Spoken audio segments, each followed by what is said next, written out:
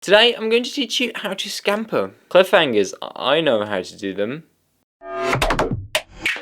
Hey guys, and welcome back to another video on my channel. This week I'm going to show you how to get creative, get inspired, and where I get my inspiration from. You guys ask for it, you want to know where I get my inspiration from, and I've been feeling a little bit uninspired the last few weeks because they have been a little bit stressful, so I thought what better time to make this video than now. So without further ado, here we go. So I want to start off this video by saying that inspiration and motivation are not the same thing, but they're related to each other, which means you can't get inspired without being motivated. That's why I can't give you a magic trick that will get you inspired immediately without doing anything. I can only give you tips and tricks, and you have to put in some effort to make them work and get some inspiration out of them. So saying that, here are a few steps you can take if you're feeling uninspired to get some new inspiration. So step number one is getting some headspace. Do something you enjoy doing without thinking about anything else. For me, it's skating. I just go out and skate. I don't think about anything else, just me and my board. And after like an hour, my brain is relaxed and ready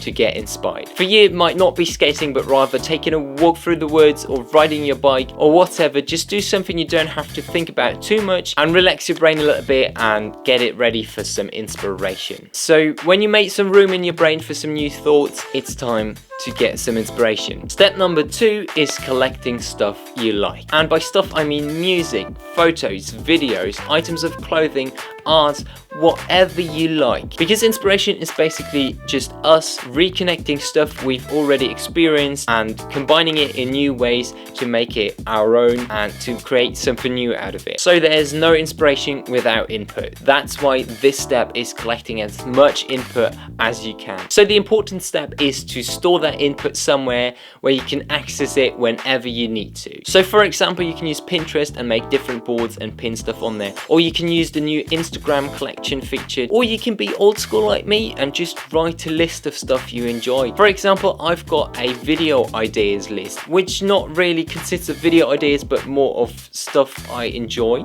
and every time I want to make a video I go through that list and see something and think, oh, I can make that into a video by doing that or changing it up or whatever, and that really helps me to stay inspired. So collect stuff you like and organize it so that you can access it whenever you want to. Not like me, don't write a long list of video ideas, but maybe make it into a mind map and sort it into different categories so that everything is a little bit easier to find and not just a humongous list. So once you're collecting stuff you like, I've got another tip for you. Tip number three is to look at places you wouldn't necessarily look at when you're searching for something. So for example, if you're looking for fashion inspiration, don't just look at fashion photography. Also try looking at poster designs or web designs or whatever. You can take inspiration from everything. You can take inspiration from the color combinations, from the patterns, from the shapes, from whatever, and implement it into your fashion style. You can make it work and create something totally new out of it that nobody has ever done before. Don't just limit yourself to one thing. If you want to draw a portrait, don't just look at drawn portraits. Look at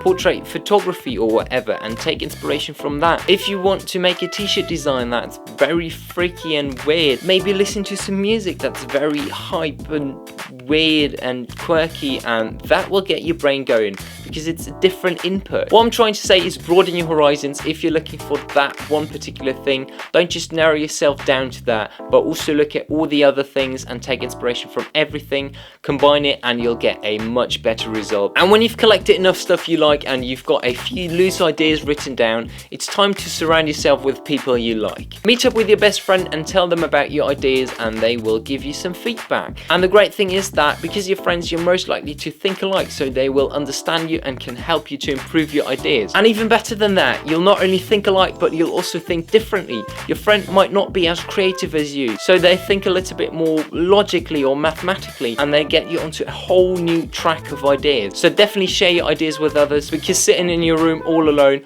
won't get you anywhere, to be honest. So when you've got all your ideas ready, it's time for step number 5. It's time to scamper. So scamper is a brainstorming technique invented by Alex Osborne, and it was originally developed to help you generate new ideas for products or services, but you can basically use it for anything you want. I've learned this technique at uni and I've used it ever since, and it worked for me every time, so I thought I'd share it with you. So what is scamper exactly? Well, scamper is an acronym for different techniques you can use to generate new ideas. Scamper stands for substitute, combine, adapt, modify, put to another use, eliminate, and reverse. So what does that mean in particular? Let's stay on the topic of fashion, let's say we want to DIY a hoodie. So we start with the idea of a basic plain grey hoodie. So the first thing we can ask ourselves is, what can we substitute? Can we substitute the material? Can we make it out of plastic? Can we make it out of felt? Can we make it out of net? And then we could try combine this hoodie with something else, maybe with a shirt. Can we use the sleeves of the shirt instead of the sleeves of the hoodie? Or can we sew the hood onto the shirt? And then we can think about how to adapt our hoodie. What is similar to our hoodie? Maybe a hooded jacket. Could we use a hooded jacket instead? Or just a plain sweatshirt? What about that? And after that, we could think about modifying it, so making it a little bit longer and making it have super long sleeves, or adding a second hood, or whatever you can think of. Or we could try and put it to other use, so maybe make some sweatpants, some hoodie like sweatpants, or use it as a cape and not as a hoodie. And after that, we try to eliminate stuff, so maybe cut off the sleeves or remove the hood or make it into a crop top. And last but not least, we could try to reverse it, so maybe try and sew the hoodie inside out or upside down. And after you've applied all these ideas, you probably have an inside out hoodie without a hood and shirt sleeves, but it's a crop top and you wear it as trousers or something like that.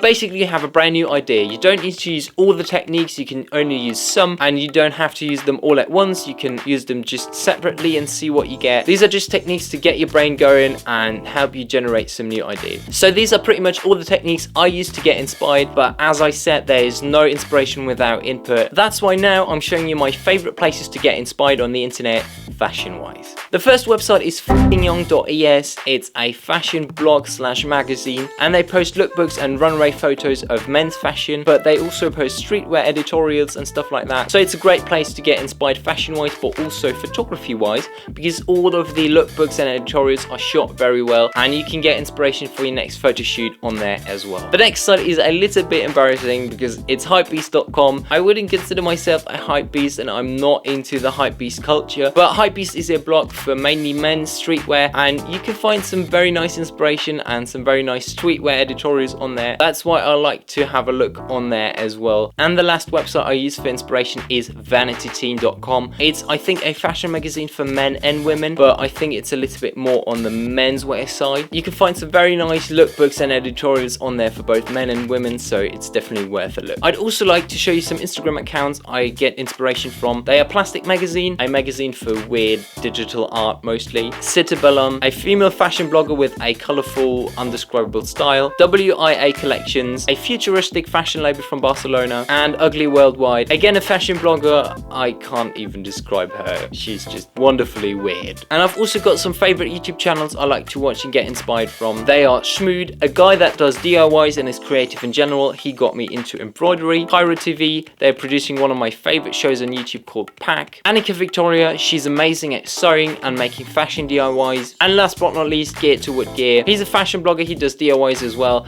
and he's got a very interesting style. So I would strongly advise you to check out all of these channels and websites to get yourself a little bit more inspiration. And if that's not enough inspiration, why not check out my Instagram as well? Link in the description below. Go and follow me there. I can give you so much inspiration. And I hope this video in general helped you to get a little bit more inspiration. And I'll hope you use the scamper technique in the future when you're feeling a little bit uninspired. Anyway, I hope you've enjoyed this video, and I hope I've inspired you with this video. If I did so, why not give me a thumbs up and subscribe to my channel, because I make new videos every week.